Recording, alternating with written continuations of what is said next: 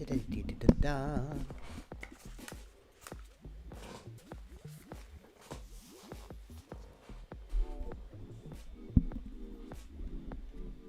Why can't I hear the music? Oh, there it is. Hello, everybody. This is Jan Erickson before you right now, and this is my YouTube channel called Mindful Monad, in which we are Hyperion. Well, I am Hyperion. Some of us are Hyperion, some of us aren't. All are welcome. Anyways, so I am Hyperion. This is my Hyperion channel, in which I take a look at things going on in the world, react to things, stuff like that. Occasionally talk about the actual Hyperion system itself. A mix match and mosh of all that. So, it's Worldview Wednesday, my friends. Let's see, April 12th, 2023. And today, we are going to be talking about Bud Light and the recent issues with that, and what the heck is going on with Dalai Lama. That's weird. So it's going to be a little short today. I feel like Wednesdays are going to be short for now. If you would like to have more long-form stream experience with me, I am experimenting recently with doing like 6-hour streams on Fridays, where we just go down rabbit holes.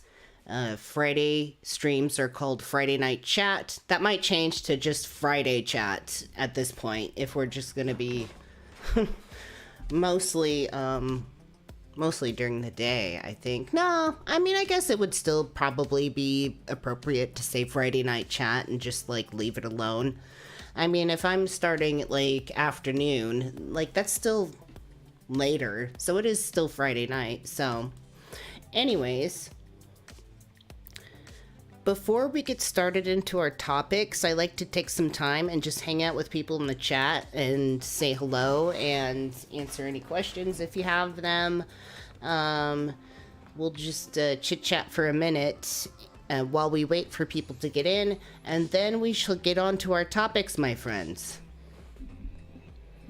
So let's see who is in the house. I see. Grandma Dragon, good to see you. Liz Leaf, Heretical Response. Angelica Ducat, good to see you.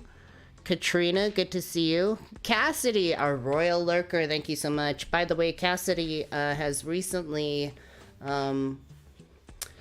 made a clip channel of the content that you see here on Mindful Monad, and you should definitely check it out. I will, in fact, hold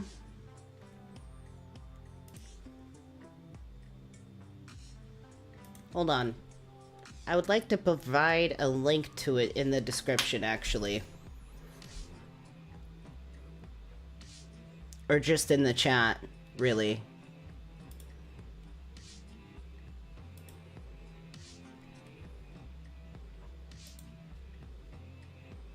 I got it.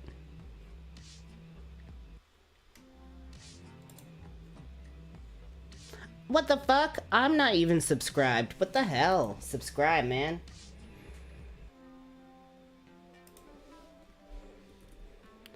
So go check out Hyperion Lurker, Hyperion Clip channel. It's right there in the chat. Right there. Right there. Subscribe. Thank you, and thank you, Cassidy, for your wonderful, beautiful work.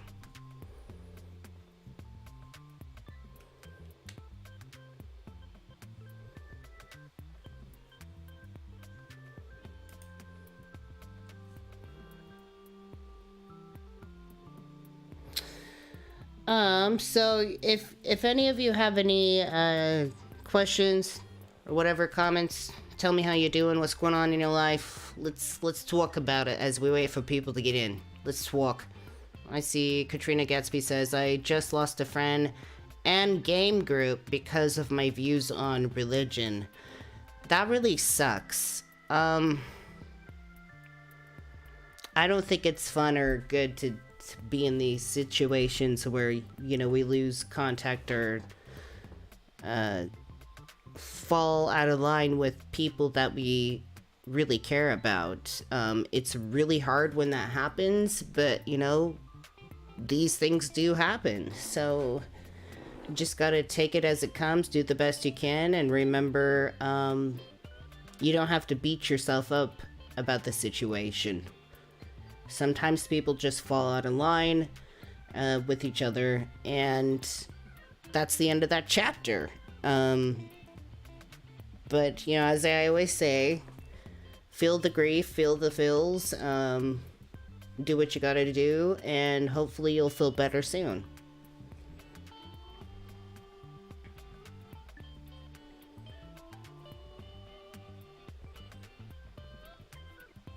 It sucks when that happens, but sometimes people just really aren't, like, very receptive, unfortunately.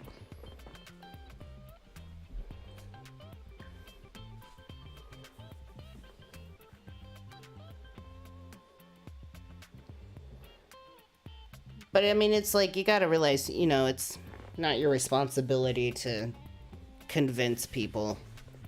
I think that's a hard one to deal with. It's definitely, you know, these things are definitely worth talking about. We're near in the mix of humanity, but ultimately, people are gonna do what they want to do. They're gonna say what they want to say, and the best thing you can do is worry about you. I'm sorry if I'm rambling too much about this. I think it's because I almost feel like I'm speaking to me in a sense, because I'm like, I feel like I've been through this before.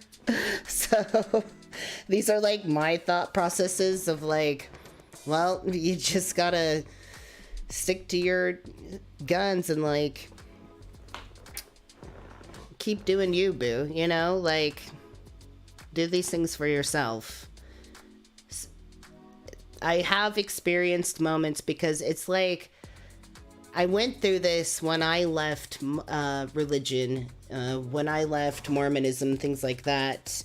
There were some Mormon friends who were diehard believers and practicers.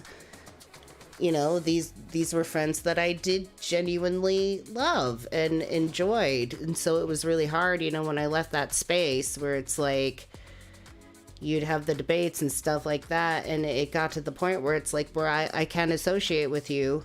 Not me, I mean like them telling me, you know, we can't be associated together. And so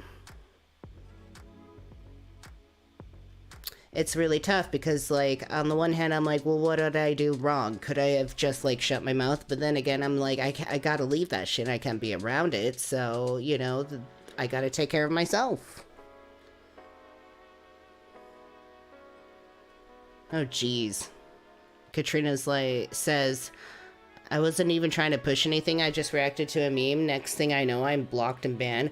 I know. I got like, I'm in like a that really sucks, by the way. I'm not trying to make this all about me, but it's like my brain just kind of jumps to like similar experiences so that I can like relate. But it's like just very recently there was like this random group I was involved with, just like a random interest, and somebody was posting like straight up like Jesus stuff. Oh yeah, it was like a Facebook group for like liminal space art, and then somebody's like, praise Jesus. So like somebody commented below it a little devil emoji like hail Satan, and so I laughed at that comment, and then I just scrolled on. But then when I scrolled through my Facebook again, it came back up in the feed, and I noticed the person turned the comments off. So I reported it. But no, the first time I reported it, when I was laughing at it, I first reported it to the admins that you know, this is just like spam. And so then after that, I saw that it was still there like a while later, and the comments were turned off. So I found another post and I commented. I'm like, really? You're gonna allow the Jesus spam and turn the comments off?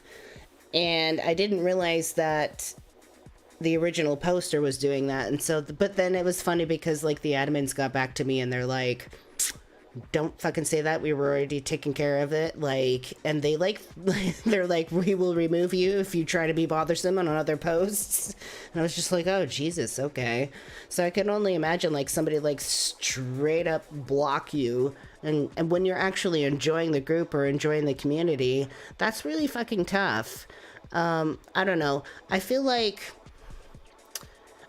people are too casual with Jesus stuff. People are too casual with the Jesus juice and the religion and things like that to where like that's okay. But if you talk about the counterpoint or like a different lifestyle where you don't really care about it, that's under a lot of scrutiny, isn't it? The paradox of tolerance. Hey, MC Heavyset, good to see you.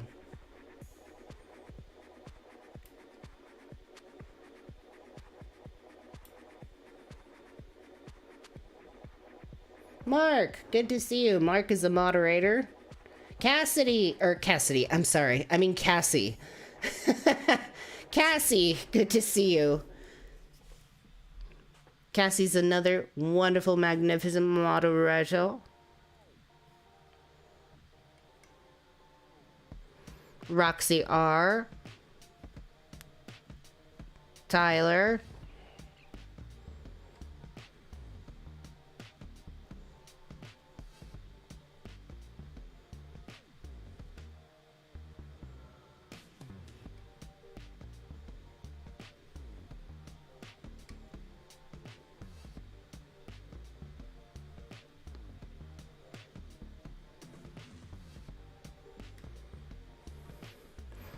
Hey, Melinda Mayhem, good to see you. We're going to get started here really soon. We're just going to wait a tad bit longer for people to get in, and then we'll start the topics. They're going to be 2 very simple topics, and then we'll call it a night. Until then, we're just kind of rambling, or at least I'm rambling. So let me know how you doing. What's going on? And if you have any questions.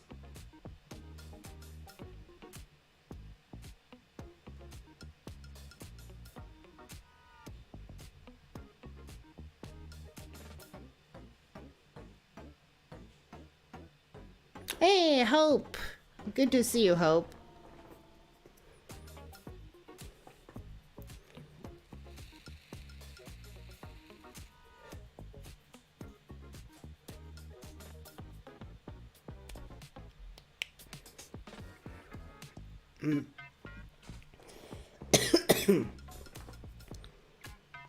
The instant ban.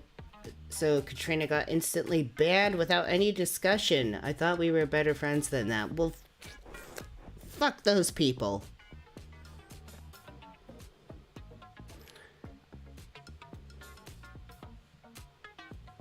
What's the tarot card of the day? Oh, good question. Okay, so here's the thing. You see where my finger is pointing? Look at the tip of my finger. You'll notice a little stack of tarot cards on the shelf behind me.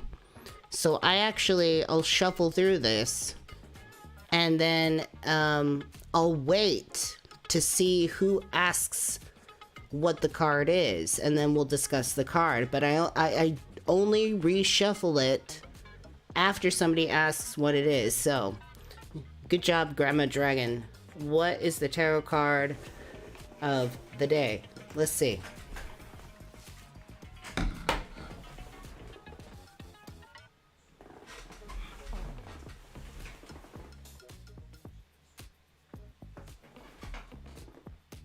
What the fuck? Oh my god. Okay. This is so weird. So, the card of the day actually is the Hierophant, but Mark said the Tower before I saw Mark say the Tower before I rolled back.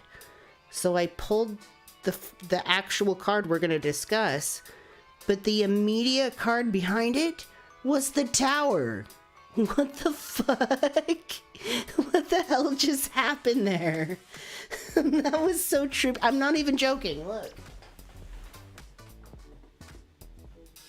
Here's the next card.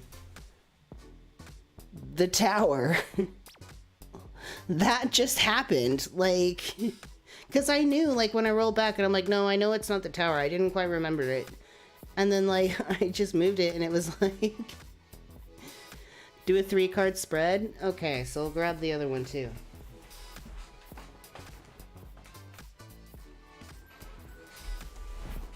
This one is the Priestess. Now, I'm not that great at reading tarot cards, I gotta say. Like,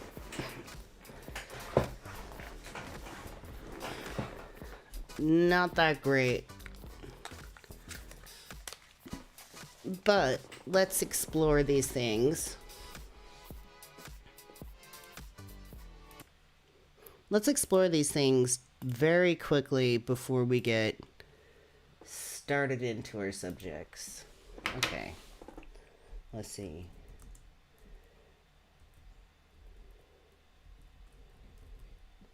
The Hierophant. The Tower in the middle. There's different variations of what 3 cards, like, mean. So, like, what would they mean in this context?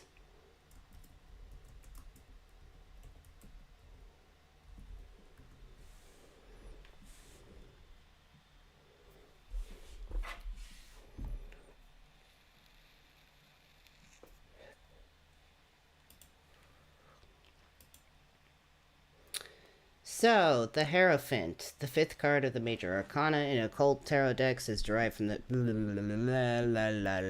Okay, I'm just gonna go with, like, what, like the top thing here? Yeah, so, like, if we're all going to experience this, or go through this tarot card reading, I think we're all gonna have our own different meanings. So, the Hierophant, upright, spiritual wisdom, religious beliefs, interesting, conformity, tradition, institutions, reversed is personal beliefs, freedom, challenging the status quo. Isn't it interesting that the reversed option seems the most desirable? The Hierophant is the masculine counterpart to the High Priestess. What the fuck? We have the Priestess. He is also known as the Pope or the Teacher in other tarot decks and is ruled by Tauros. The Hierophant is a religious figure sitting between 2 pillars of a sacred temple. Okay. Yeah. All right. Interesting. This is very weird. What is this, though? This is a Thoth deck.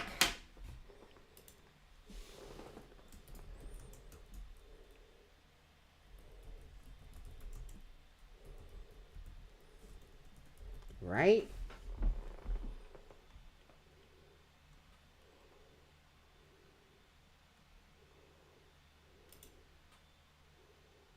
Yeah, this is the Thoth. I was gonna say, I'm like forgetting about my own. I used to be like really into tarot cards and stuff, and like I feel like I'm having a hard time like riding a bicycle again for a minute here. I think the last time, I mean, I did like tarot card readings in my late teens, maybe my early 20s, but I phased out of it and I'm 35 now, so I'm just like, what? There was a really good... Yeah, Korok stuff. Remember now, this is my favorite tarot card website, is the Korax.com.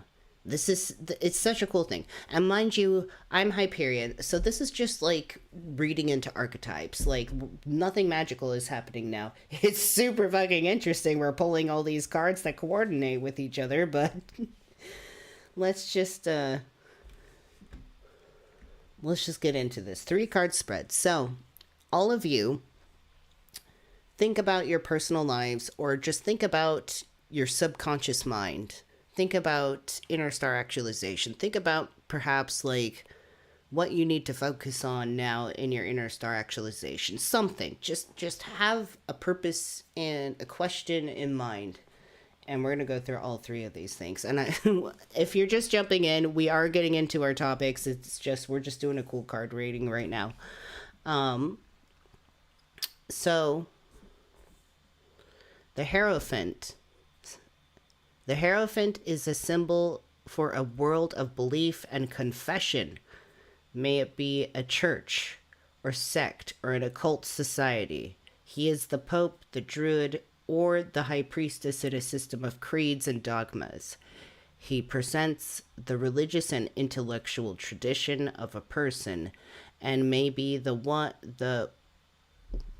gotta blow this up, my eyes. And it also doesn't help the font is like... Thank you. He represents religious and the intellectual tradition of a person, and may be one the person is born to it, or possibly one who has chosen it by himself. And in the positive aspect, the Hierophant represents the search for knowledge and illumination, the desire to study creed and dogma instead of simply accepting them, to research and achieve further development. It also stands for deep fulfillment someone can find when really trusting their own beliefs. In a negative view, the Hierophant can stand for bigotry, the blind faith in dogma, intolerance towards everything indifferent from own confession. It can also mean gullibility, running to any kind of new belief just because the traditional one is suddenly considered boring or unsatisfying.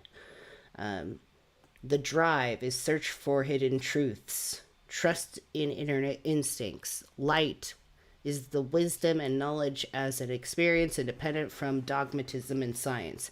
And the shadow of it, this card, is intolerance and esoteric nonsense. Wow.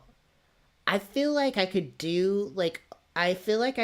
spend a whole fucking live stream talking about this.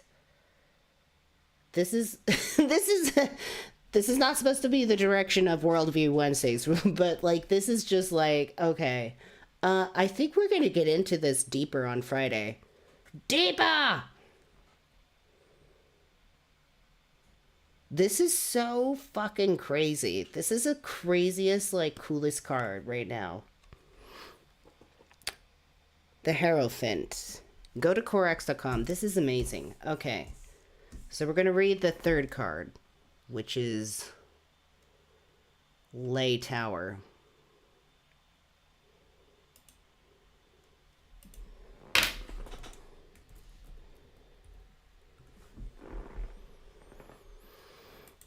The Tower. You know, when I first got into tarot, the Tower always seemed frightening. And now that I'm like, I'm not old, but I'm a little seasoned. I'm just like, yeah, the Tower. All right, let's do it. Let's go there. The Tower is a symbol of endurance, and its destruction and allusion to sudden, maybe shocking realizations that crushes old views and persuasions. Maybe the view of the whole world. Ooh, that sounds like a perspective-shattering card. And as you notice, there's kind of like these little bit of like glass-looking things that are shattering there. I just think of like, I don't know, kind of like that scene in The Labyrinth where she's in that daze of that crystal ball, and she ends up like finally waking up and coming to, and she takes the chair and she shatters the wall, and then everything breaks apart and she breaks out of that whole illusion. That's kind of like what that makes me think of. The area of relative... So you see what I mean? Why this website is like my favorite? It's so fucking cool. Anyways, the area of relative security starts wavering. Our tower then falls, and with it, the wall... This is worded so... I mean, it's worded very elegantly, and I have a hard time with speaking elegantly. Let's just face it, okay? Like, every of their freaking word is like slang with me. So, anyways, the area of relative security starts wavering. Our tower then falls, and with it, the walls around us that have become too narrow. It is rarely the evil, but rather the necessary development we meet when there is a change in the armor of destruction. So, in the positive aspect, this most violent trump will mean that we proceed to learn that losing the old secure fortress of our beliefs will reward us with a major step forward. And a good step forward sometimes requires a kick in the, and it goes dot dot dot, but I'm pretty sure they mean a kick in the ass. So the drive of this card is breaking up structures, destroying the old, getting rid of obsolete loads. The light of it is sudden realization of the truth, the will to change old ways, to recreate life and start something new. And the shadow of the tower is just pure blind destruction. And I think that's a really good thing to just like only say that, because it's like people are so scared of the tower. It's such a it's actually a positive card. I'm gonna say it really is a positive card if you look at it correctly, because the shadow of it is just blind destruction, and that's what people want to view it as. Oh, it's just blind destruction, and I just have to get through it. It's like it's so much more than that. Okay, last card.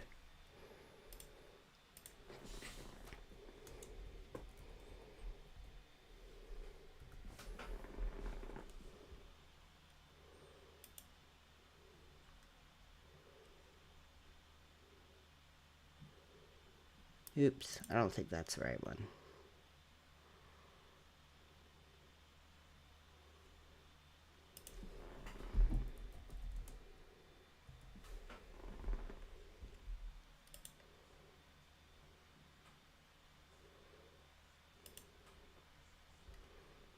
Yeah, where's the High Priestess?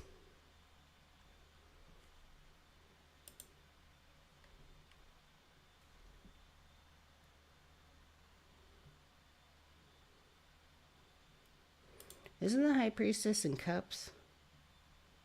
No. Where is it?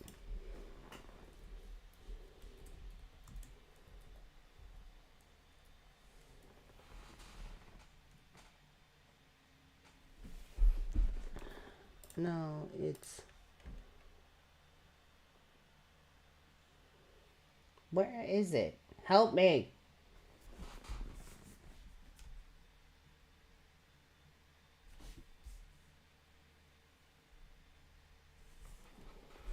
No, it is just the priestess. Why isn't it coming up?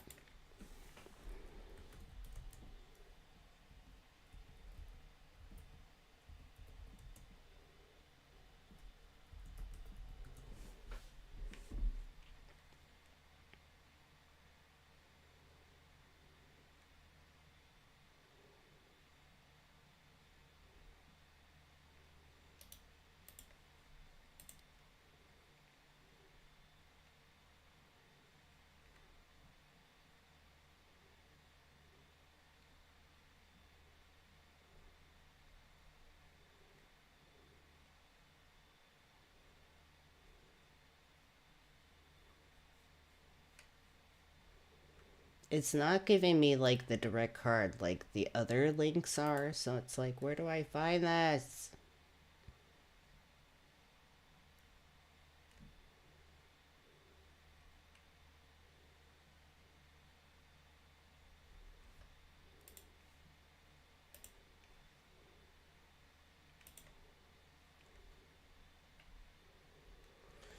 Give me the... Oh. Oh my god. Right here. Here's the link. Why would I know like that's the link there?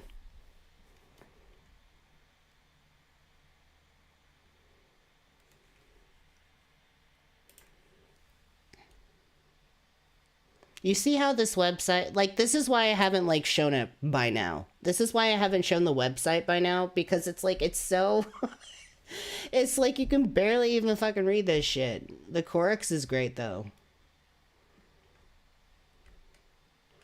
But here's where the link is, right here. Like, because every other freaking website or card that I've done, like the Tower,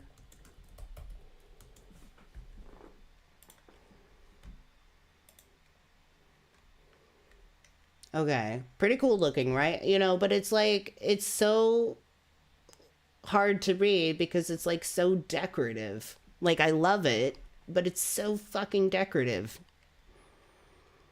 It's like reading an ancient scroll. So it's like I'm like, that's why I'm like, I'm not even like showing this yet, because it's like, it's so hard to read. Let me just read it for you. But like, I get the direct link to the direct card, but then like I'm trying to look for the priestess and I'm like, where is it? And I see this website and it's like, great, that's like a great summary of nothing. And then I realized it's right here. The link is right here. And then you click it, and then there's something to the side here that actually pops up. Okay, High Priestess. Beautiful website, but I just can't freaking read it. Okay, so High Priestess. The first two cards were amazing. The first one is like, I don't know, just shit about like studying and like learning about. It's like, it represents beliefs. It's like, you know, kind of like the priest, but then it's like not so much where you just take beliefs at face value. You actually study things and understand them rationally. And then the Tower, in this sense, is like just breaking down your whole understanding and perception of reality. And now we get to the Priestess, which, mind you, the Hierophant is like the counterpart to that. Really interesting cards that just happen to be in a row. Mind you, I shuffle these things all the time. What the fuck do I know? Anyways, the High Priestess represents the deeper, more subtle aspect of the female archetype. The darkness, mystery, psychic power, the might of the moon to enlighten the subconscious. Sailor Moon! Anyway, sorry. The High Priestess is, Silsensed? Silsent. Is that a word?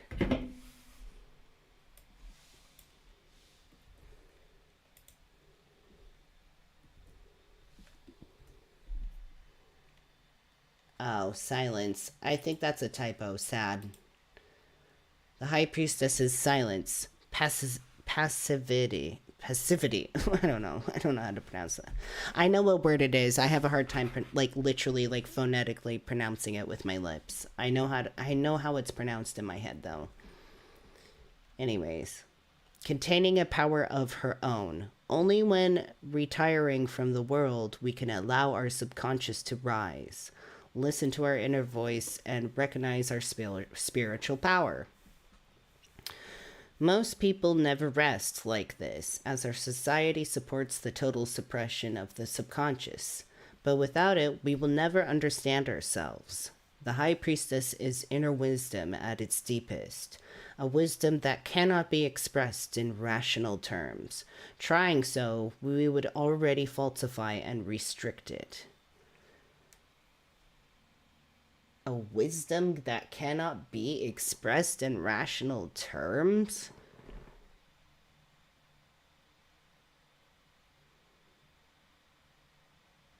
The High Priestess is inner wisdom at its deepest.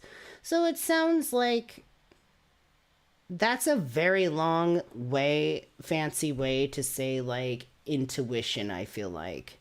Intuition is kind of a wisdom. It's, you know, I don't feel really comfortable saying intuition is completely wisdom or wise, but it's a kind of wisdom, I think. And it would make sense that it can't be expressed in rational terms because you don't know what it exactly is yet. The hunch, the inkling, the gut feeling. So it's kind of like intuition here. As a symbol for deeper knowledge, the card can express a feeling of darkness, which might also be a feeling of fear, but also a feeling of beauty. We know there is more inside than we can see. In a negative aspect, the high priestess could stand for passivity at the wrong time, leading to weakness and fear of life. It could, the fear of success. It could mean that a person is very sensitive but unable to touch their feelings or just live with their feelings.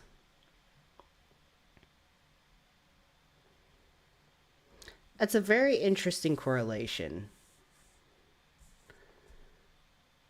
The drive of this card is the desire to find the inner sources, the own springs. The light of this card being one with the beginning of all. Ooh, the beginning of all. I think that's a very good key word. She's a lot more mysterious. She's got a lot of mystery to her. The other ones I feel like were quite cut and clear, but she's very mysterious. But it seems like a struggle to even like describe her in some senses, although important. Could also mean that a person is very sensitive but unable to touch their feelings or just live with their feelings. The drive is the desire to find the inner sources, the own springs, the light being one with the beginning of all, aware of the wisdom from the subconscious. Aware. It's just an awareness of the wisdom from the subconscious. It's just being, intuitive knowledge. Thank you. This is pure intuitive knowledge. Intuition.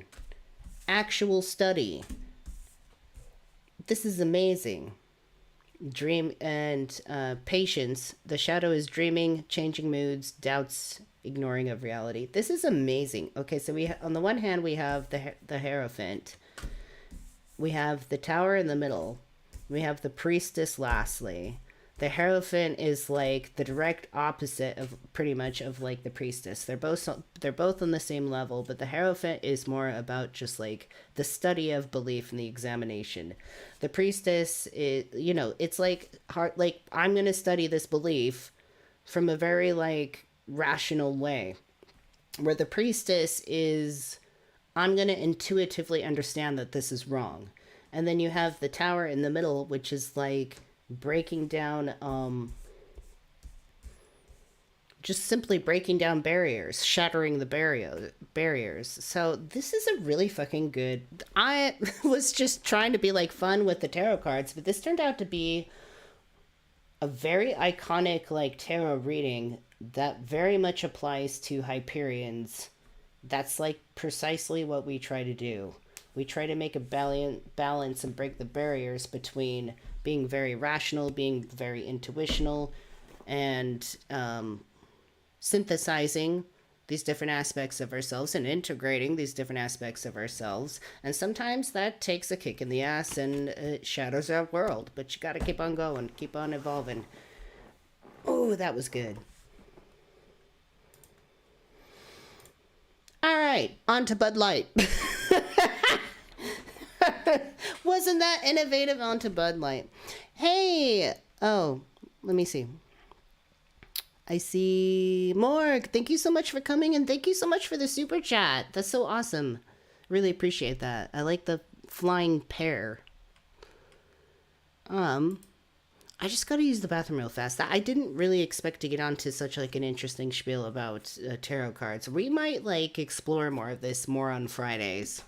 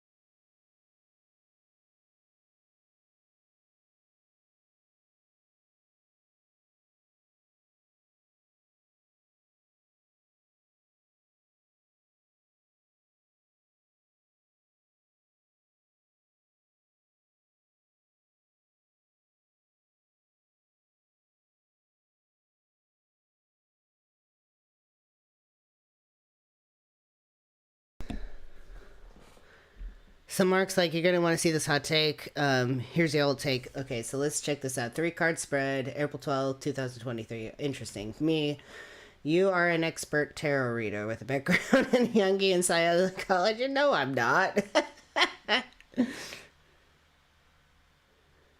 Chat GPT.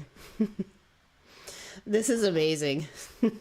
So, telling the chat GPT, this is you prompting the AI. Fucking brilliant. Okay, so Mark's telling the AI, you are an expert tarot reader with a background in Jungian psychology, with a question in mind regarding intellectual and spiritual freedom versus dogmas. You lay down a 3-card spread in this order: the Hierophant, the Tower, and the High Priestess. How do you interpret these cards? ChatGPT says the 3-card spread you have laid out consists of the Hierophant, the Tower, and the High Priestess, which suggests a powerful message regarding intellectual and spiritual freedom versus dogmas. Here's my interpretation of these cards. 1. The Hierophant card is associated with tradition, authority, and conformity. It represents the conventional beliefs and systems that are upheld in society.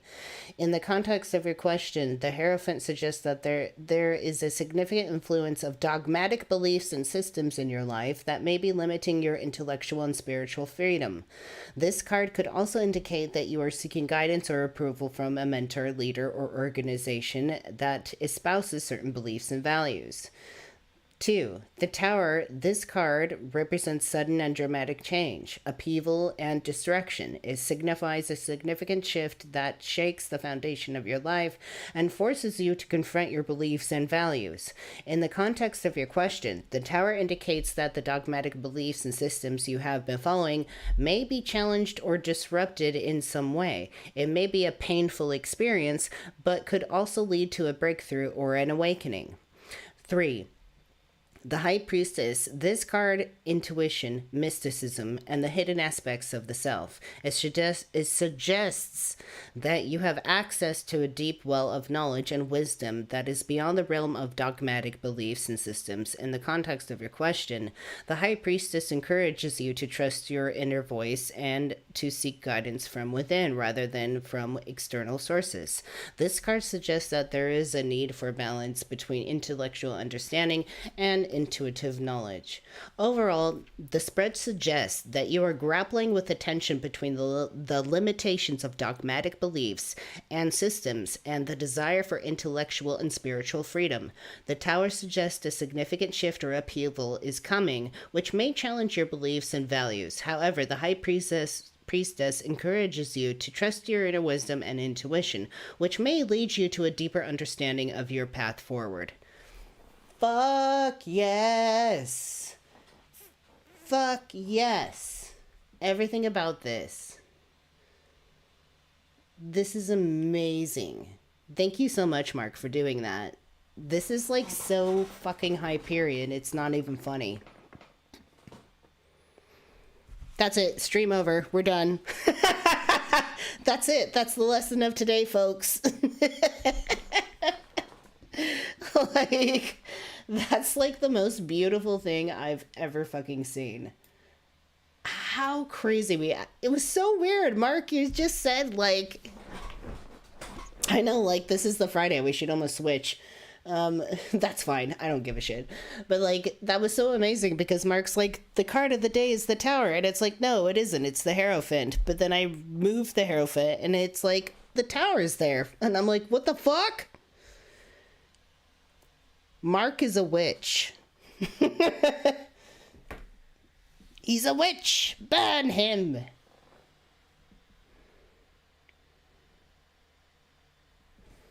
This is so amazing.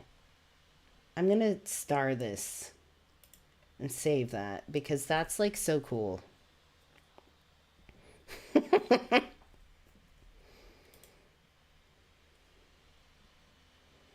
Holy shit. That was so cool. That was such a cool reading.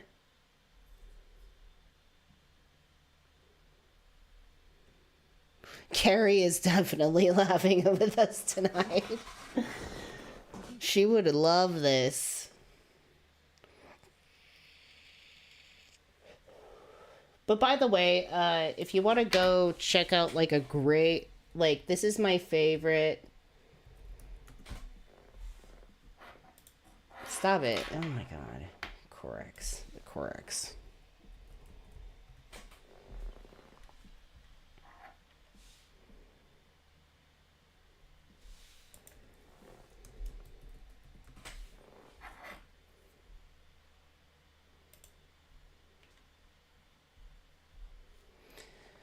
So you have to go to Corex.com, but if you just do Corex.com, it's going to be weird. So anyways, it's Corex.com/tarot. Tarot. I get it. Tarot. It's tarot. Anyways. The Corex is the best website, in my opinion. If you, like, draw your cards, this is the best interpretation because it's very Jungian, it's very archetypal, and it's extremely Hyperion friendly, I would say. The Thoth deck is definitely my favorite deck, even though I just forgot the word in the beginning. I used to be such a geek, and now I'm just like, what? I don't remember. Like, I can't remember the Pokemon I originally remembered, you know? Like, but I can tell you plenty about Sailor Moon anyways. So, I really enjoy the Thoth deck. I got I think mine's like the original, like one of the, it's like a 1972 print, and it's got 3 versions of the Magus, which is cool. It's really hard sometimes to find older decks of cards that are complete. There's usually like a bunch missing. So if you go through this website, I don't know, it's a pretty good guide. But then keep in mind here, folks, I don't believe as a Hyperion that there's anything magical about these cards. The way we drew our 3 cards right there, like, that was really fucking cool. And it means a lot. I think it really is a good descriptor of like what we're trying to do here at Mindful Monad, you know, and as monads, being mindful and just trying to access like all aspects of ourselves, where it's like the very study oriented rational parts of ourselves, and then just like going into our gut instinct and intuition and combining both of those and coming out in a very synthesized way. It's a system of psychology. It is. Tarot is their tools. They're psychological tools to help you sort out your thoughts. They don't actually tell you anything you don't already know. You know what to do. The tarot cards are just a tool to help you focus on the part of you that is powerful and knows what to do for yourself. You know the truth deep down inside. It's buried within your subconscious. And the way to get to that is through a combination of studying and rationally thinking about things and leaning into your gut feelings.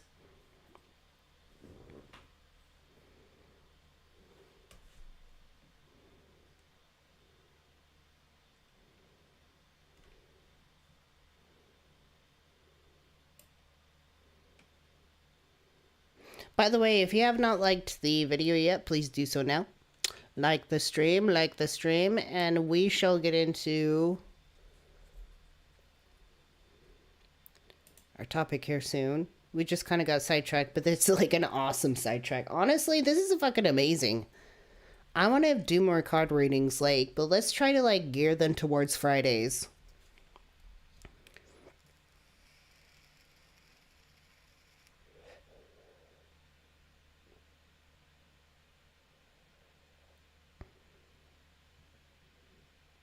Rebecca Blanchard, good to see you, says, oh, and Exploring the Whole is good to see you. Rebecca says, I look at it as a way to just bring my attention to certain subjects that I may not be paying attention to. Same. And you know, I gotta say, I've done plenty of like just personal readings for myself. And sometimes I just draw a card where I'm like, that it doesn't apply. Put it back. Put it back. Hello, Angela. Good to see you.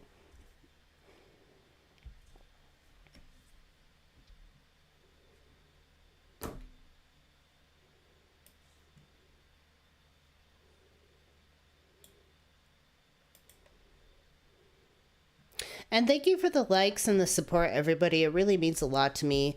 You don't have to be a member. You don't have to send me super chats. Like, just liking the stream and like sharing it to other places and encouraging other people to subscribe. And subscribing is just, it's more than enough. So like everything else is just like super extra, and it's really appreciated, but it's not necessary. So like I really appreciate you all, and those who do monetarily support, you're awesome. And I really am humbled by, you know, your constant support, and that, you know, you believe in what I do. Yes, Midnight Monad collab. Yes, I would love that. You know, I just started the very first episode with Philip on Talking with Jan. You know, Mark, if you want to do a Talk with Jan episode and we can do some tarot card stuff, we can do it as either pre recorded or we can do it as a stream, which still stands. Draw some cards. Fuck yeah. I would love that. Not to put you on the spot, of course. I'm not trying to put you on the spot, but it's like, that would be a really cool subject. I'd be into that. So anyways, yeah, Scorex.com, really cool. It's a beautiful website, I gotta say. It's just a little hard to read with my old ass eyes. We gotta drop some ingredients in the cauldron, let it cook. Let's do it. Yep. Lizard tails, snails, armpit hair, and dry ice, and root beer. Speaking of root beer, I'm drinking it. I love during Halloween time where it's like the thing you do for kids is you like put root beer in a cauldron and like drop dry ice in it. I love it.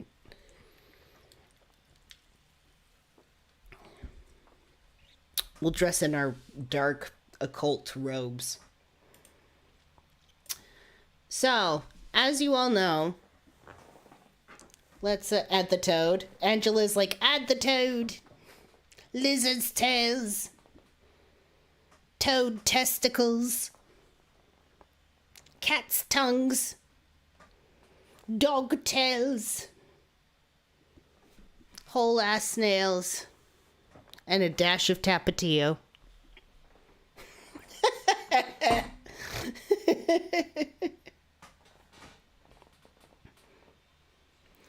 Poof.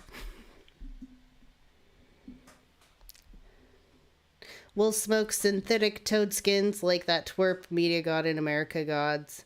I don't think I've... Oh, you know what? American Gods is something that I haven't seen that people are like, you need to see. Like, I've seen clips of it, but like, people have been like, you gotta do it. You gotta read the book. You gotta see this thing. I believe that's Neil Gaiman, right?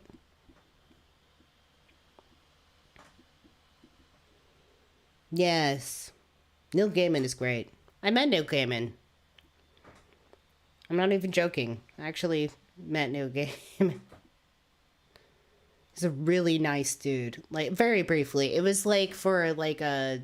I can't remember...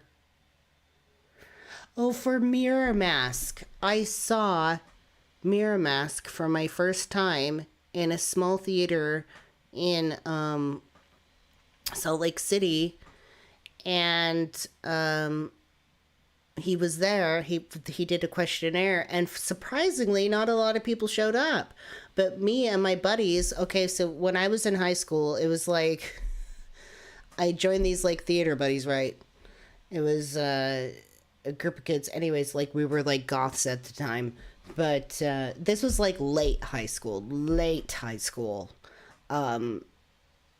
So we actually went to downtown Salt Lake City, saw the Mirror Mask movie, did a questionnaire, and got to talk to him. And you know what's interesting? We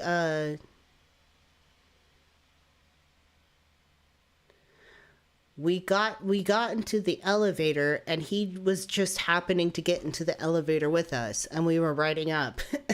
And I was super late. I was like in a trench coat and like tall goth boots, and he was like, "Hey, that's really cool. You look really great," you know. But it was really cool to meet Neil Gaiman. He was really nice. It was very brief, you know, but he was super kind and like very, very awesome. And that's so cool, Mark. You got to interview him briefly once. That's amazing.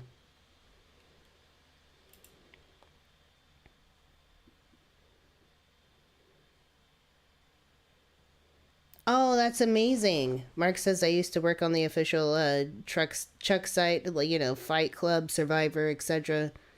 And I coordinated classes and educational things for the writers online. That's amazing. Hey, Susan, good to see you. Yes, Neil is amazing. He was super kind. Like, we were teenagers and we were like all gothed out and stuff and like mad at our parents, and he was just like, "You all look amazing." Like that's so cool. Like, just the elevator ride up or ride, I think, to the theater. I think as we went to like the top and then like went down into the theater or something. It was like back down. I can't remember because it was at Salt Lake City Library. Oh, I think it was the ride down. We got into the elevator, we're riding down to get into the theater, and he was checking out the library, and he just happened to get in with us. Like, it wasn't planned or anything. It's just like, "Hey, you all look great. Like, what are y'all doing here? Just checking out the library, like reading some books?" And we're like, "Yeah, we're here, and we're here for like the show and stuff." Like, we were all so excited. Like, by the way, Mirror Mask. If none of you have seen Mirror Mask, I highly suggest you watch it. It is one of my most favorite fucking movies on this planet, and it's so good. It's so good. There's so much about Mirror Mask that I love so much. And it's so well done, and it aged well too. Like, it was made a while ago, and it aged really well. It's still really well produced. Oh, Cassie. Like, I remember being underwhelmed by Mirror Mask. You if you get into like Jungian psychology and stuff like that, like, I don't know, it's really worth it. I'm so far off. We've gone off the rails. We've been led astray. So, if you haven't noticed lately, there's been a big freaking stink about Bud Light. Hey, Fachita says, "Hi, Jan, Mark, Cassidy, Rebecca, Laura, Susan, Angela, Grandma, Dragon, everybody. I hope all is good tonight. Everything is wonderful tonight. Thank you so much for coming, and thank you for the super chat. You've been a member for 1 month. That's amazing."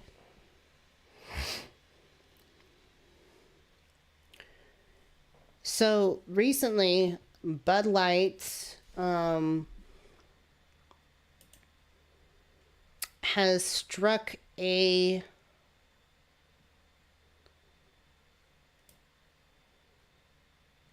sort of like just a little promotional deal with a beautiful trans woman called named Dilla Mulvaney, and she's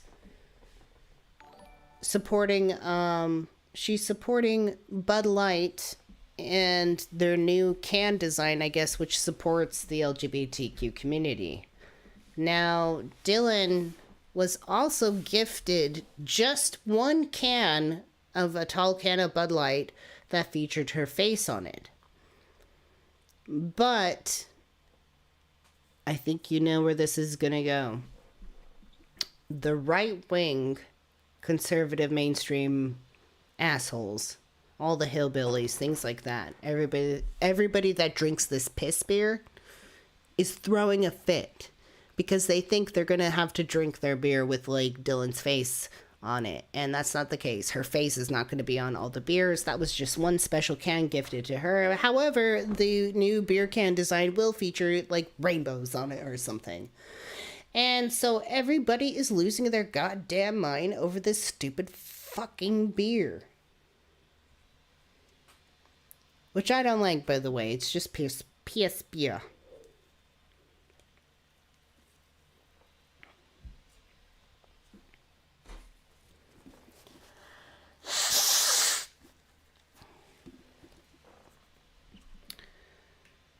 So Dylan Mulvaney appears to respond to Bud Light backlash. There's a lot going on. Where is the original?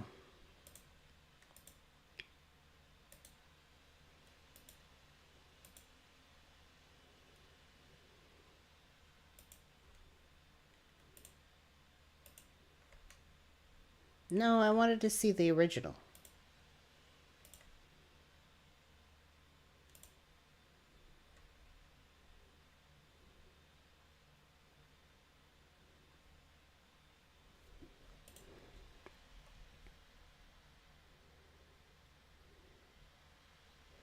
Bud Light distributors spooked by backlash to Dylan Mulvaney's partnership. So, Bud Light reached out to her and said, we want to do a little, like, partnership with you in promoting Bud Light. And she's like, okay. And it started off with Dylan posting this video with the Bud Light. Oh, shit.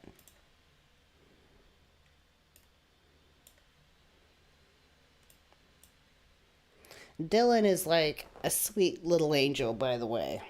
Hi. Impressive carrying skills, right? I got some Bud Lights for us. So, I kept hearing about this thing called March Oh, stop it. Madness, and I thought we were all just having a hectic month, but... Why are you doing that? Hi. Impressive carrying skills, right? I got some Bud Lights for us. So, I kept hearing about this thing called March Madness, and I thought we were all just having a hectic month, but it turns out it has something to do with sports, and I'm not sure exactly. Oh my god. I think, like, my computer's struggling because I have so many damn tabs open right now. It's like we gotta, like, wait for the video to load. What the fuck? I haven't waited for a video to load in like 15 years. It's like 49 seconds long. How you doing?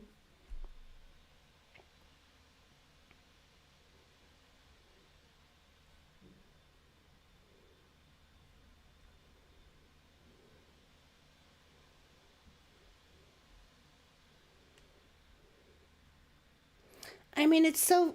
okay, we're waiting for this to load. I can't believe we're doing that.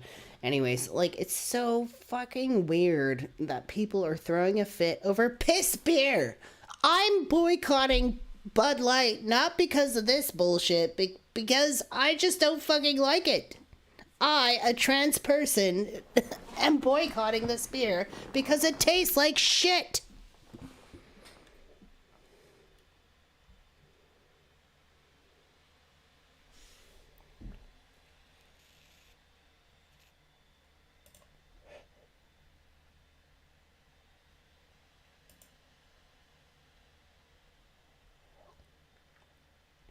Anheuser-Busch distributors in the South were spooked by the widespread backlash Bud Light received after teaming up with transgender social media star Dylan Mulvaney, which, frankly, I think I might have seen her before, but I would not have paid attention to this if it wasn't for the stupid right-wing idiots. The grand agenda... The agenda, but what? What about the agenda, Jan, says Mark. The agenda is that you're going to drink Bud Light and immediately become transgender. It will instantly make you transgender, and then you're going to make your kids transgender, and then everybody will be transgender, and then we're going to attack the government. If you drink Bud Light, you're gay.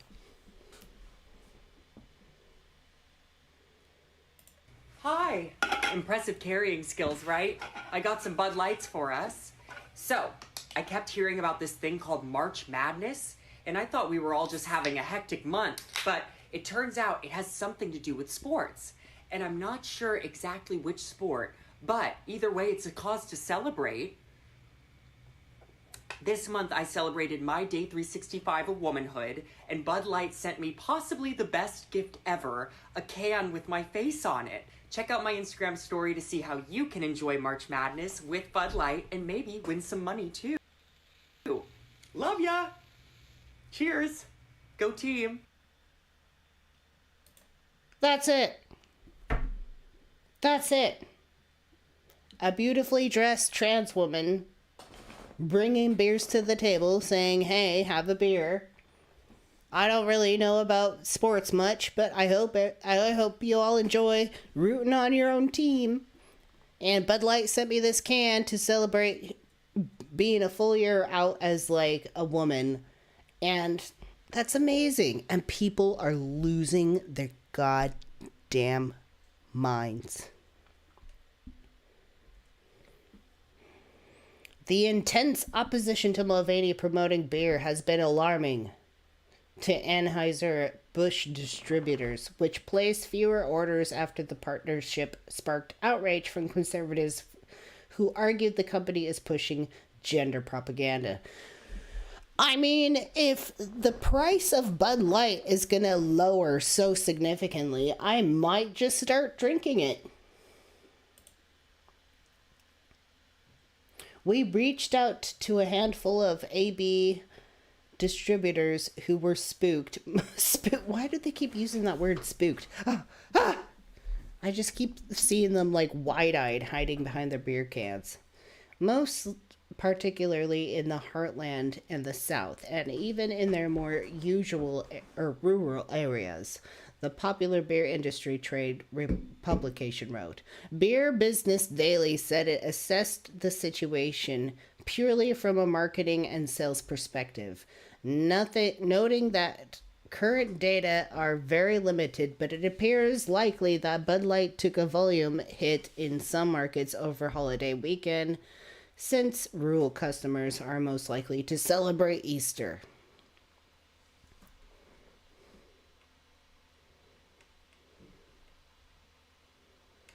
I'm not going to read the rest of that. But I mean, like, that's not an actual can people are going to be saying. That was just made for her. And everyone's like, oh no, I don't want to see a trans woman on my beer can. So who's that great kind of like person? Kid Rock.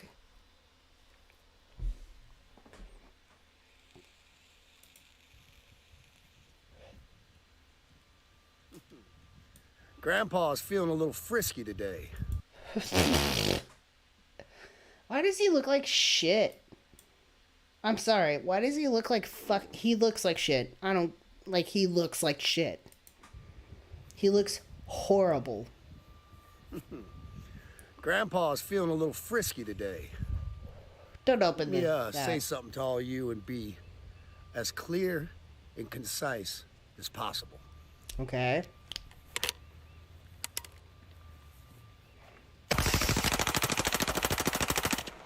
Okay.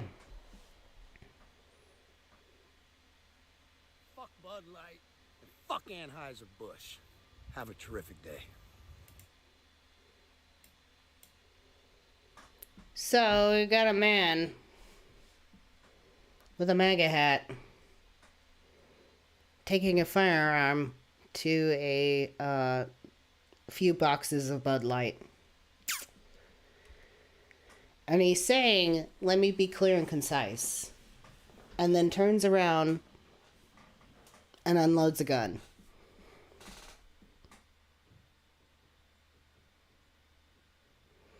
Now, He's not actually being clear and concise. He's not actually being clear and concise. But if anybody was to leave this up for interpretation, if I had to go on a limb here, I'd say that this man is advocating for violence against trans people. Plain and simple. Plain and simple.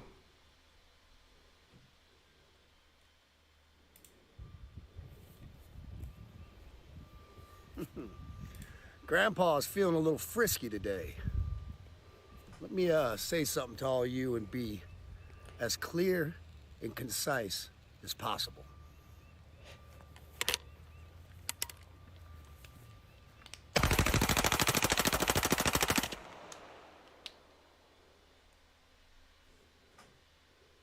Fuck Bud Light and fuck Anheuser-Busch. Have a terrific day. Great. That's comfy. If that's your response to just like simple piss beer, like what else are you going to do when trans people are involved?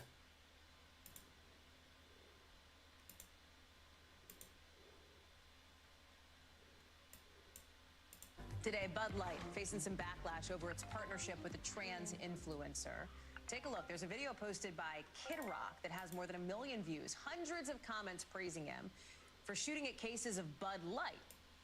Other videos posted online show people like dumping their Bud Light into trash bins and down sinks, even destroying cans of the beer. Why? Well, Bud Light had teamed up with trans influencer Dylan Mulvaney during the NCAA's March Madness college basketball tournament. And while March Madness has officially wrapped up by now, it seems like the response to this partnership just seems to be getting more and more intense. Jay Valle, who's been following this story, is here with us now. Explain this. Explain the timeline here. Well, after Dylan posted that, Hallie, thank you for having me, first of all. But, you know, after Dylan posted this video, I mean, a lot of backlash came mostly from conservatives. And then when you have those individuals and with larger platforms like Kid Rock, you can imagine the conversation ignited even more. But Dylan Mulvaney is no stranger to the backlash from conservatives who, you know, she has 10 million followers on TikTok, and she's a trans woman who has documented her experience for over a year now. You know, I assume now that Dylan received backlash on a daily basis, so she did not respond to our request for comment. What are we hearing from Bud Light on this? Yeah, Bud Light, I mean, the last 48 hours, as these videos have thousands of views, they did not ignore what conversations were being sparked, and Bud Light sent a statement, actually. Anheuser-Busch works with hundreds of influencers across their brands, and as many ways to authentically connect with their audiences across various demographics is to partner with these influencers. So, I mean, as of this point, I mean, these videos, again, continuing to flow in, and that backlash is pretty intense there, as, you know, that Kid Rock video has over 1 million views now. Jay Valle, thank you very much for that breakdown. We'll read more about it. It's so weird. It's so fucking weird. It's so fucking weird to me to have that sort of... Okay, I totally get the people who dump it down the sink and stuff like that, but when you're like, let me make it clear and crystal, let me make it crystal clear, and then you take a fucking automatic rifle and you fucking shoot a bunch of beer cans, like, what are you making crystal clear here? I'm not trying to say that's what he's specifically advocating for, but that's not a good sane response here.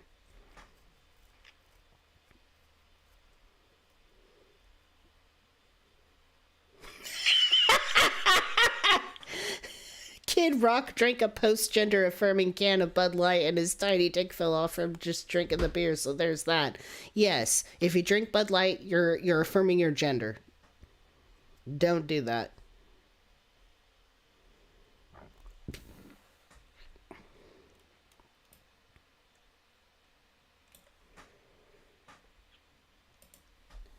Let's look at Ben Shapiro, because I just I need something to laugh at. Look at his face. Oh my god. What a fucking dweeb. He's such a goddamn dweeb. Like, he's a fucking dweeb. He's like the kid on the playground, like you want to stay away from you. That's trying to play with you and be your friend, and you're like, go away. Is he knitting with his eyebrows? I know. Like, what's with the look on your face? Shut up, Ben. And this is from his site. Like, this is directly from Ben Shapiro's fucking YouTube. So this is him. This is him. Well, folks, our entire culture has now decided men are women, women are men, and you must be forced to consume product that says so. This can be the only reason why shut Bud up. Light, a beer, is now promoting itself during March Madness, a male-oriented event, by hiring a man who says he is a woman dressed as Audrey Hepburn to sell you beer. This Oh, God. He's so gross. Oh, my fuck. is a thing that actually happened over the weekend. I thought it was an April Fool's joke. Apparently, it is not an April Fool's joke, or we have no evidence that it was, and it's now April 3rd. Dylan Mulvaney, who is a man masquerading as a woman, No. was granted Dylan Mulvaney. Did I say Mulvaney earlier? Anyways, Dylan Mulvaney, whatever. Is a beautiful, beautiful woman. Fuck you, Ben. You could only wish to be that beautiful. a sponsorship by Bud Light. Now, I understand Bud Light is piss water masquerading as beer. So I guess that, you know, it's sort of trans beer, I suppose. But nonetheless, Dylan Mulvaney was paid money to advertise Bud Light, and they made a special can of Bud Light with Dylan Mulvaney's face on it. Not like Dylan Mulvaney's normal face, like before the jaw surgery, but like Dylan Mulvaney's new face. Here is a little bit of the video of Dylan Mulvaney announcing a sponsorship from Bud Light. By the way, I should just point out here, Dylan Mulvaney, a man who's pretended to be a woman for about a year, Stop it, Ben. is now sponsored by, here's a list, Bud Ben, you're a fucking man pretending to be a man. Stop it.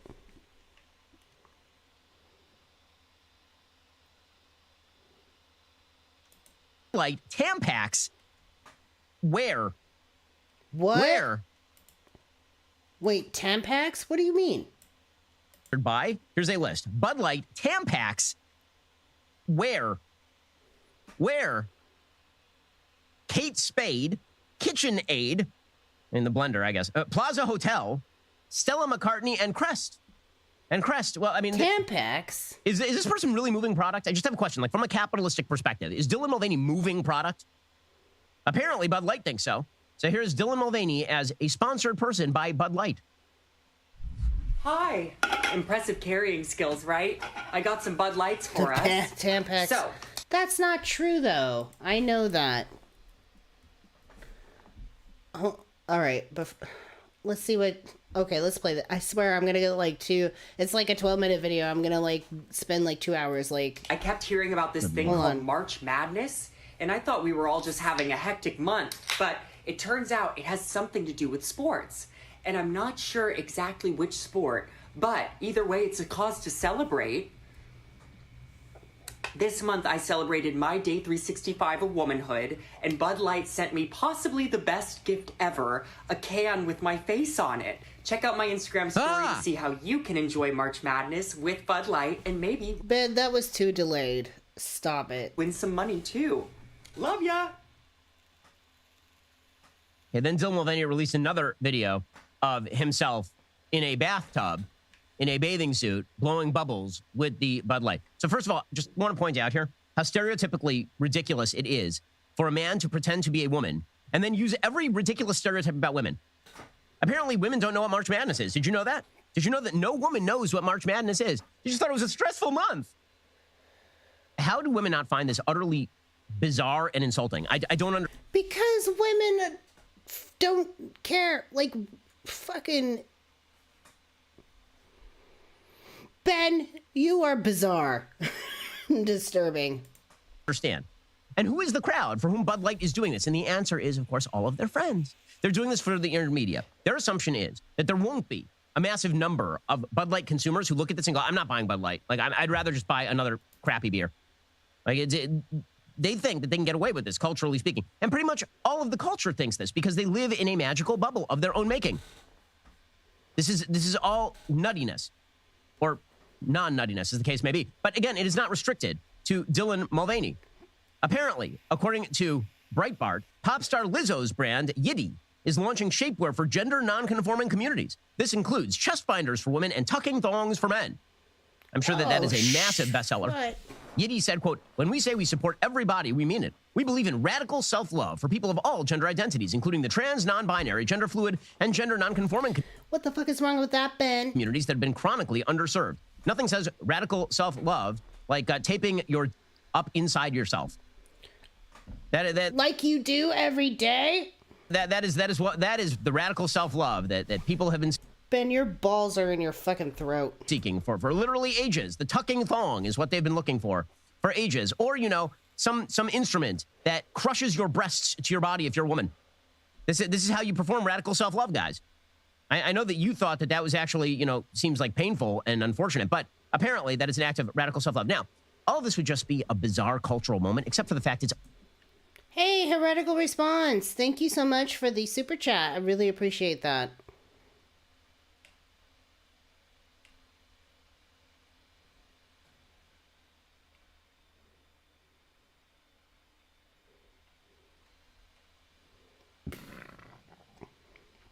Dude, I hate Ben Shapibo. Ben is a dumbass's idea of a smart man. That's who Ben is. being actively promoted by the federal government of the United States, to whom you pay inordinate tax dollars. When you're running a business, your employees can create all kinds of fascinating and terrifying situations. You don't think about HR a lot when you first start a business because you're more worried about, providing goods and services to people. But then you get a little ways in, you got some employees, and HR problems crop up. If you haven't actually gotten your HR in order, it can be a massive liability hole for you. This is why you should go to Bambi right now. Bambi gives you film reels and school children in Nashville, Tennessee. $9 tapes and film transfers, a limited quantity available. They are selling fast. Legacybox.com/Shapiro. There's never been a better time to convert your entire collection. So, lest we forget, last week, a trans person murdered a bunch of Christian school children in Nashville, Tennessee. And this has gone completely unnoticed. It not only unnoticed, but Saturday marks the Trans Day of Visibility. Because, by the way, I don't know if you noticed this, but trans people are, invisible. They're totally invisible. I mean, except for the fact... Yeah, except for the fact that the right-wing conservative mainstream media, the stupid Christian nationalists, are blowing up trans people way more than they even want to be blown up. Trans people are invisible because they just want to fucking live. The fact that they now appear in literally every major television show and also every major ad campaign. Like cis people do. Like regular straight cis people do. Regular straight cis people appear in fucking everything. In everything. Why is that not a fucking conspiracy? Including, Crest and Bud Light. They're utterly invisible. We need a Trans Day of because they're invisible, right? I mean, forget the fact that we actively have trans flags flying from federal buildings. No, super invisible. Just a secret that no one talks about, except for how it's been the talk. You talk about it, Ben. You talk about it, and you know what? Who else talks about it? Matt Walsh. Matt Walsh is obsessed. Matt Walsh, J.K. Rowling, Ben Shabibo. I know it's Shapiro. I'm just making fun of him. Shabibo, all these other people, they're obsessed. They're obsessed with trans people. They fucking obsess about them day and night. It's a sickness in their brain. Trans people don't even think about trans people this much. These people are fucking so obsessed with trans people. They think about them day and night. It's a fucking brain sickness, and they don't understand that they're the ones perpetuating this fucking madness. Down for literally a decade at this point.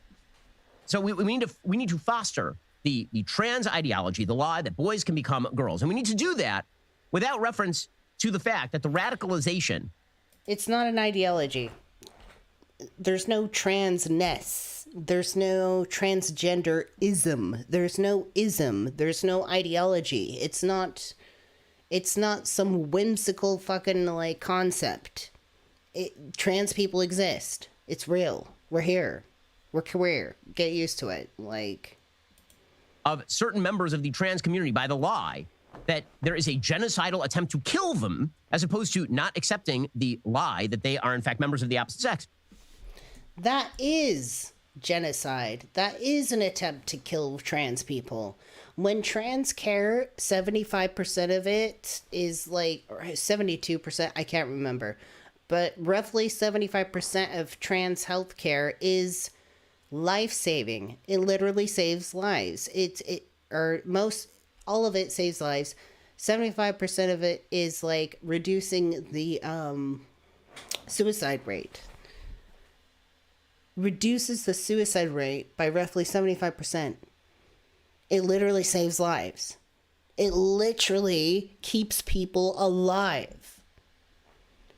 You know what's so weird? Ben is so mad. Like, he's mad in this. Like, he's fucking angry. Like, why is he so fucking mad about this shit, dude? Like, he's just so froey and just spitting and just... That actively is a bad agenda, and a dangerous agenda. But Joe Biden's going to double down on this thing. This is a culture war he apparently wants. He thinks this is a culture war he is going to win. He does. The left, I will say that pretty much all of politics, domestically, internationally at this point, is just a matter of reactionary idiocy. It's like...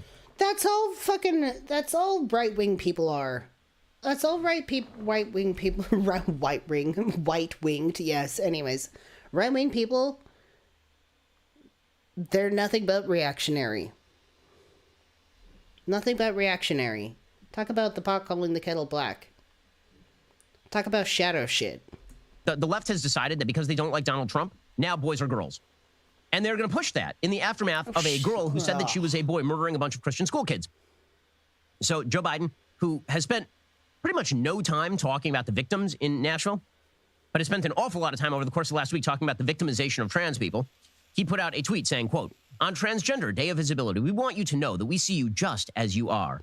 Made in the image of God and deserving of dignity, respect, and support. We'll never stop working to create a world where you won't have to be brave, just to be yourself." He's just, the like, number so of mad. absurd, bizarre twistings and lies in just this one 3-sentence statement is amazing. Amazing. Let's just start right from the beginning there. On Transgender Day of Visibility, we want you to know that we see you just as you are. You actively do not. You actively do not. Okay, you say that you see people as they are. No, you see them as they insist that you see them. That is not as they are. Oh. He's so mad.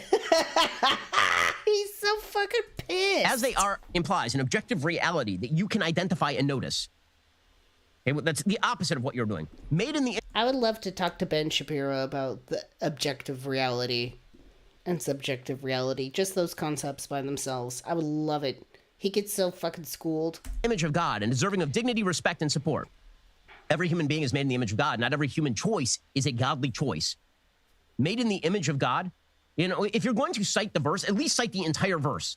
Okay, like this drives me absolutely up a wall. As somebody who actually believes in the Bible and somebody who actually knows the Bible and reads it in the original Hebrew, let me just point out to you at this point that the verse he is citing explicitly rejects what he is saying right now about the idea that men can be women and women can be men.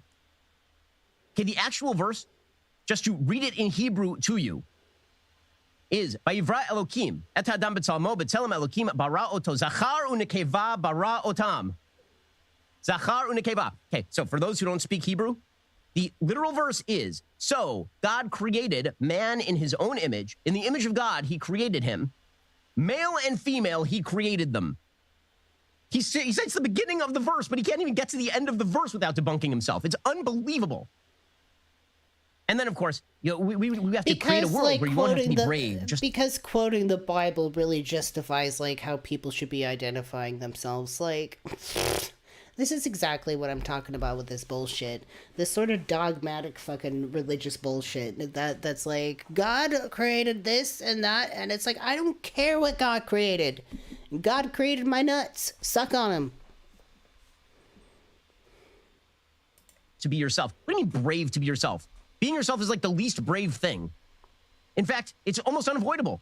It's very hard not to be yourself. It's actually quite easy to be yourself. The question is whether you are making good or bad life decisions and whether we are incentivizing people to do damaging things to themselves and their own bodies. But this is the agenda that is now being pushed and fostered by the radical left. Karine Jean-Pierre makes this even clearer. She tweeted out over the weekend, did our wonderful press secretary, quote, "This year's Transgender Day of Visibility comes in the midst..." Why the fuck you going there, Ben? Why the fuck you go in there when, like, an astonishing amount of transgender people kill themselves because people don't even want to fucking acknowledge their existence? He is not connecting the dots very well here. He's not. And what's sadder is that there's idiots listening to this guy. I don't see you commenting on that, though. Weird. It's very, very strange. Nearly 600 anti-LGBTQ bills have been filed so far this year in state houses across the country, and more than half target young people, says Karine Jean-Pierre. As the president has said, transgender youth are the bravest people we know. The bravest. They're the bravest. So first of all, transgender youth, like 5-year-olds who say they're transgender, is a lie. Those are parents who are pressuring their kids into Shut up, Ben. making decisions they're not qualified to make and have no basis to make. But they are the bravest people. Literally. Children understand the concept of their identity as far as gender as early as the age 2. We're not talking about, like, members of SEAL Team 6 going and killing bad guys. The bravest people you know are kids who are sexually confused and gender confused and whose parents have decided to put them in the public about this sort of thing. To transgender folks across this country, says KJP, this administration has your back. This administration has your... Again, didn't see a lot of tweets from KJP about the names of the kids who were killed in Nashville. That, of course, is utterly irrelevant. This has become... This is what I was talking about with Philip. These stupid right-wing idiots are going to harp on that so much, and they won't actually talk about the bigger conversation, which is that out of over 170 studies of mass shootings, the majority of them were men, cis men. 4 of them were women, and now we have 1 trans man on the block, which is a real man, by the way. Whataboutism, exactly. Mark says all he's doing here is, well, what about these kids? Yeah, that's all you're going to have. And you know what? That's all they're going to have for a long fucking time. Government policy. Now, this would be a good time for for an American people that actually would like a normal definition of male and female to prevail, to come together. But that would require our politics to not be completely insane. All right, guys, the rest of the show is continuing right now. You're not going to want to miss it. We'll be talking with Alan Dershowitz about the Trump indictment, what it means legally. If you're not a member, become a... So, last thing we're going to look at is Bud Light's marketing VP responding to this, or just talking about the situation.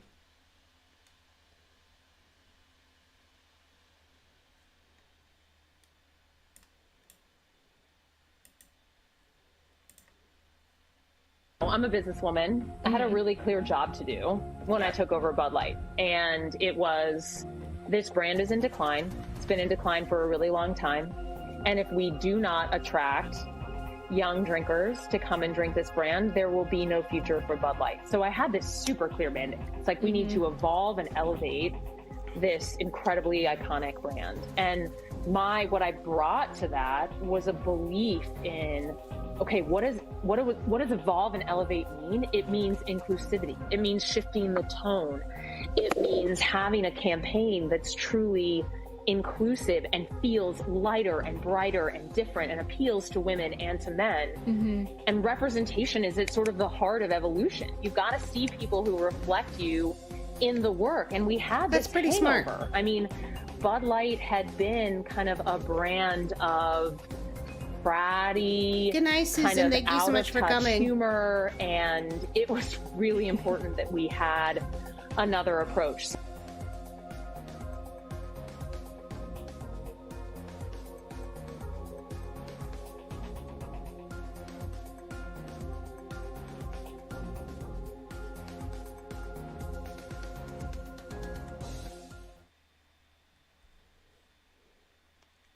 So there you have it. Frankly, overall, Bud Light tastes like shit.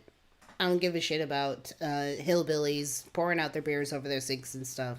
What Kid Rock did was concerning. The way that Ben Shapiro is angry about it is concerning. And this is like just the beginning of things. Because there's like Steven Crowder who spoke out about this. Steven Crowder spoke out about this and was a complete asshole. Like, lots of people are doing that. I don't even, like, want to get into anything else like Tucker Carlson or anything like that. It's just, It's concerning that there's such an uproar about beer and they're using that to fuel this situation when it was just a dumb, like, who gives a shit about Bud Light? Who gives a flying rat's ass about the dumbass piss beer? I don't care who's promoting it. I don't want to drink it. But frankly, if it goes down in price because of all this stuff, then I might just start. So I'm going to pee, and then we're going to get into our last subject and wrap it up.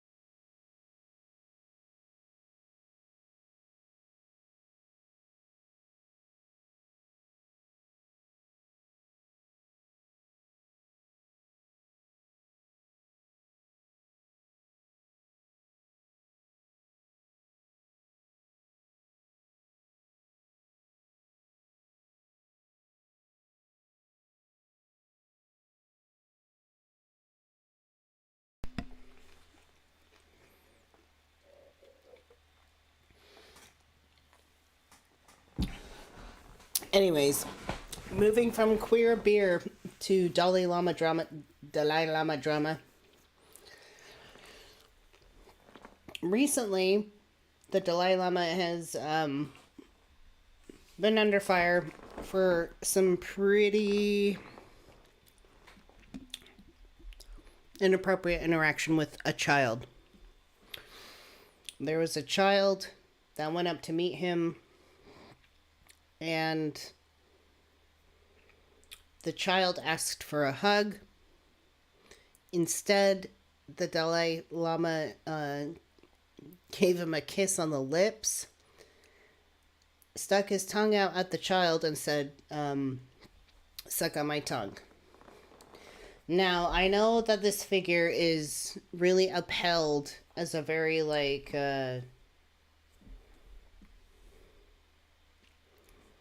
moralistic, very divine sort of man. A very, very iconic, like, can do no wrong sort of person. But I want to get into this because something doesn't sit right with me, and I'm very uncomfortable with the way people are trying to excuse it. So let's just look at the original footage of this situation.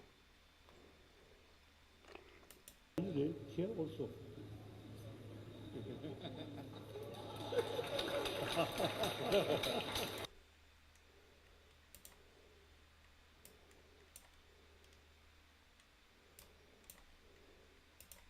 Here also.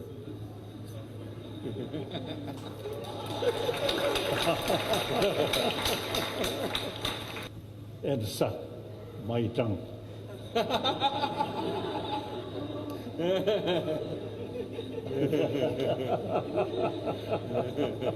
Thank you. Thank you.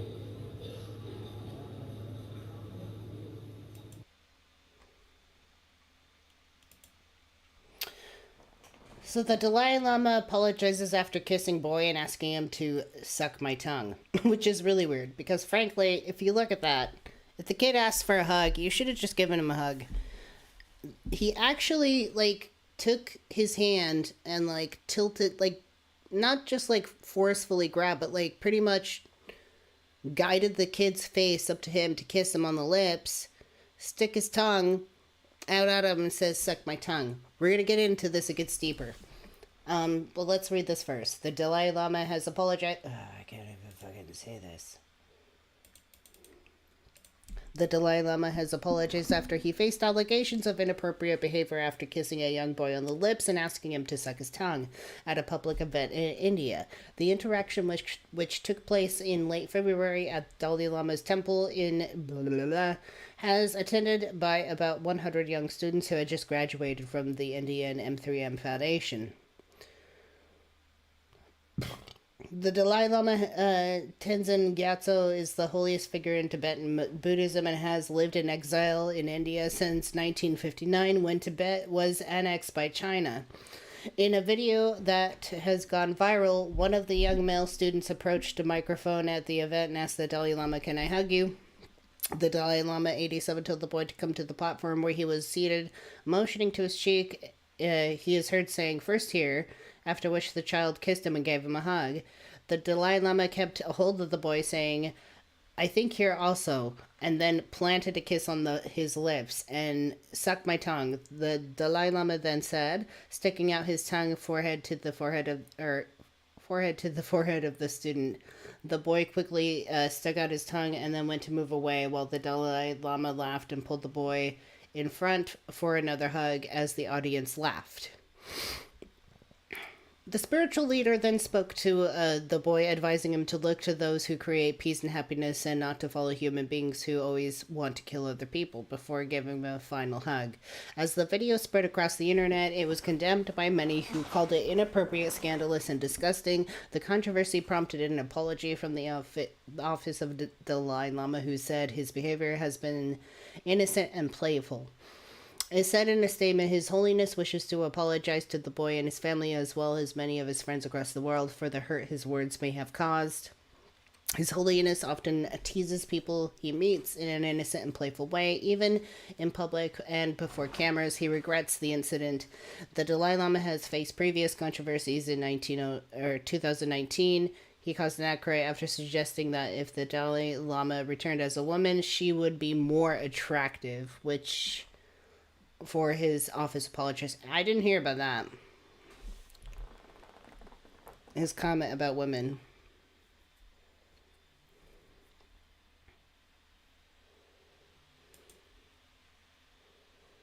So here's this thing interesting that a friend shared with me.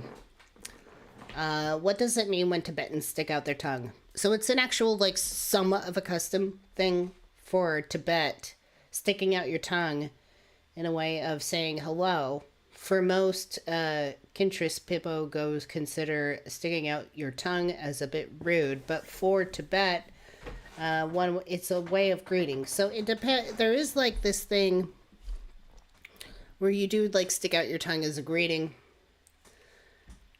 I want to go back and see this with that in mind. Here also.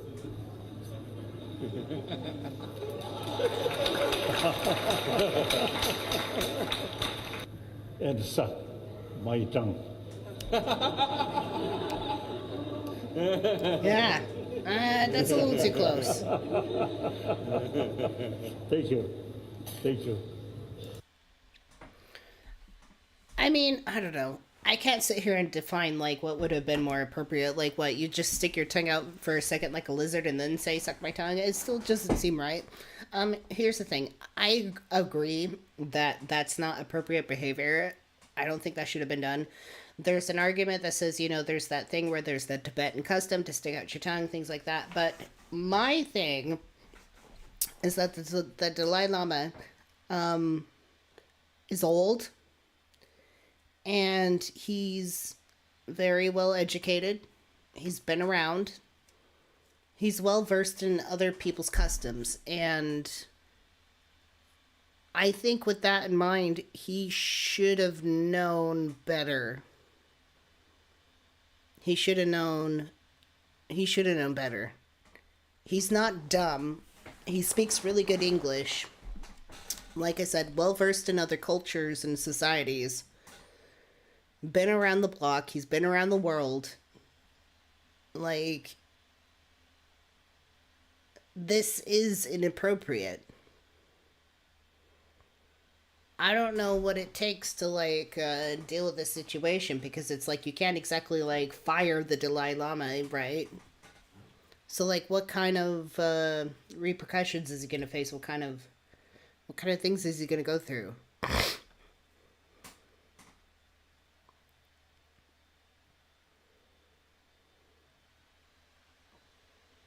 Yeah, Andy, now we know who the next Lama is.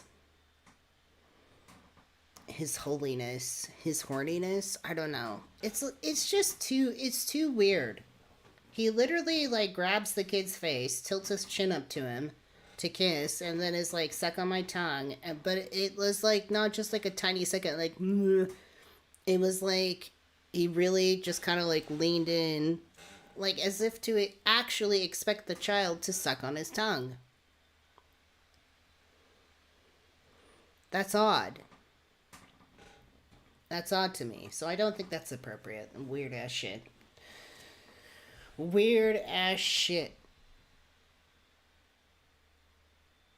Yeah, it looks... Mark's right. It looks like a breakdown of all normal psychological boundaries. It really does. I mean, like, what is the kid supposed to do in that sense?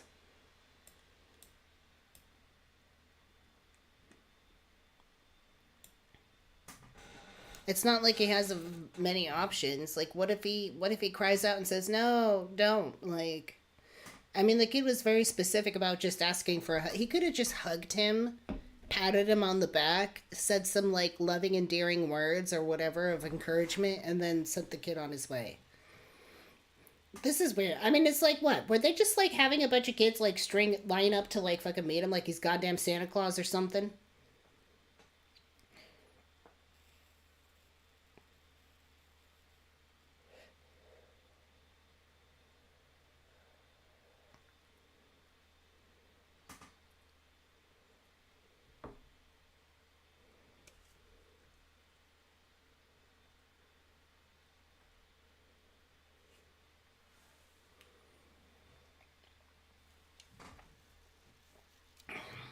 I don't know. I don't think adults should be, or strange. I think it's okay, like, between kids and parents if they want to, like, dry peck on the lips or whatever, but, like, for like, a stranger to do it, it's, like, the same principle. Like, why are we not viewing this? I don't mean you, by the way. I mean, just, like, my thoughts are, like, we should be viewing this the same context as, like, what if this was, like, a Catholic priest or something? Like, people would be, like... totally mortified. Like, it would totally not be okay. So why is that okay if it's a religious figure, but the religion is different? Like, what? It doesn't really make sense to me.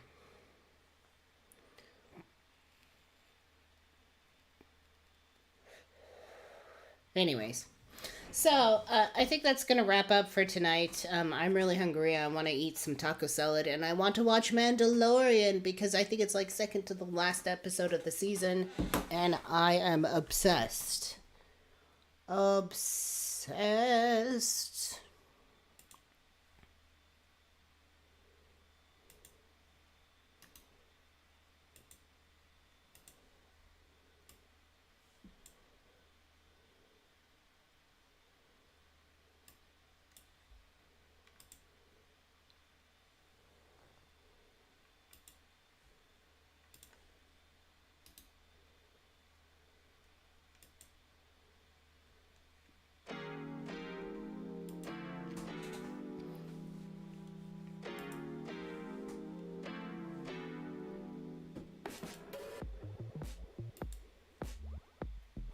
Thank you so much for coming, everybody. I really appreciate it. That wraps up Worldview Wednesday. We had a really interesting card reading in the beginning. Good conversation about Bud Light. And then, this weird-ass Dalai Lama drama. Thank you so much to our moderators in the house. If you have links to share, please do so. Mark has a channel called Hyperion Midnight. Please drop a link to that, Mark and Cassie. If you want to share a link to your art or something, please do so if you feel like it. We're going to go ahead and say goodnight to everybody. Roxy R, good night. Miette M, good to see you. Good night. Rebecca Blanchard. Cassidy, our royal lurker, thank you so much for coming. Exploring the Holos, Heretical Response, Grandma Dragon, Melinda Mayhem, Liz Leaf. If you have not liked the live stream, please do so on your way out the door. Really appreciate it, and please share the stream too. It was a really rich discussion tonight. Ontology Dragon, good to see you. So glad you're around. I should check out Ender. Ender, I have mixed feelings on. But I'll get to that. Good night, Renaissance Fairy. Good to see you.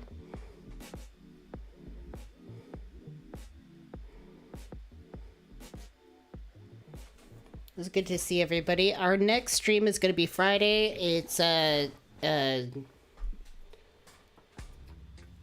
Friday night chat. We'll be starting at like 2 p.m. We'll be running till like 8 or 9, depending on how deep we get into the rabbit hole. So it's a really long-term stream. You can come in and out as you like.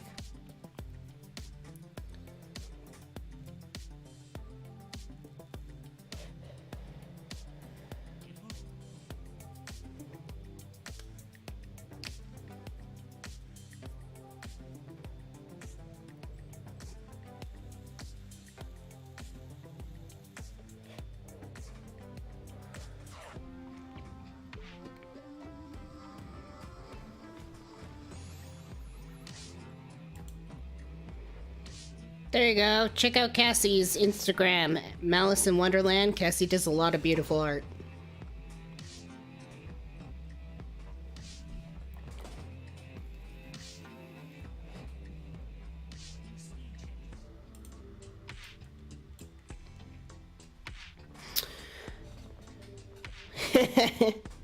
All right, everybody. Oh, Kim drew the line. Yeah, you just missed it. Go back and watch the replay, though. Leave us, and for all of the replay crew, go ahead and leave a comment below of what you think about situations. I really appreciate that. All right, my friends. Good night. Good night. We'll see you Friday, or I will see you tomorrow at Morg's live stream in the chat. Good night, everybody.